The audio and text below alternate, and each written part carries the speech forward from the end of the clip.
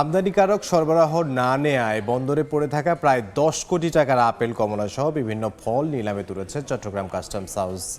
3 দিনব্যাপী এই নিলামে তোলা হবে 500 মেট্রিক টন ফল। চট্টগ্রাম বন্দরে পড়ে আছে আমদানি করা শত শত বিশেষায়িত কন্টেনার, রিফার। দিনের পর দিন আমদানিকারকরা পচনশীল এসব পণ্য ছাড় না করায় কন্টেনারের ভেতরে সেগুলো পচে নষ্ট হওয়ার ঝুঁকি থাকে। পাশাপাশি ভর্তি থাকায় এসব রিফার কন্টেনারগুলো আমদানির কাজেও যুক্ত করা যায় না। রেফ্রিজারেটরের মতো কাজ করা এসব কন্টেনারগুলোতে সার্বক্ষণিকভাবে বিদ্যুৎ সংযোগ রাখতে হওয়ায় বিদ্যুৎ বিলও ব্যয় হয় বিপুল অর্থ। তাই এসব কন্টেনার খালি করার উদ্যোগ নিতে হয় চট্টগ্রাম কাস্টমসকে। সোমবার থেকে 3 দিনব্যাপী এমনই পচনশীল প্রায় 10 কোটি টাকা মূল্যের আপেল, কমলা সহ বিভিন্ন ফলের প্রকাশ্য নিলামে তুলে চট্টগ্রাম কাস্টমস হাউস।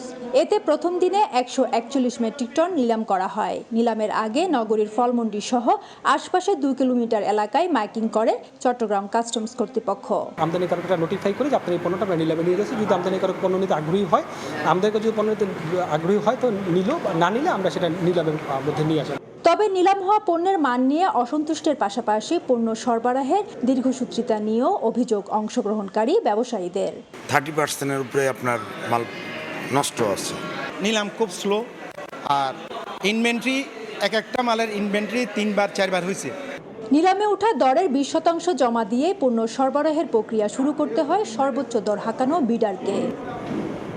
ফেরদৌস লিপি, সময় সংবাদ, চট্টগ্রাম। 4 দশক ধরে আপনার ফাইন্যান্সিয়াল পার্টনার আইডিএলসি।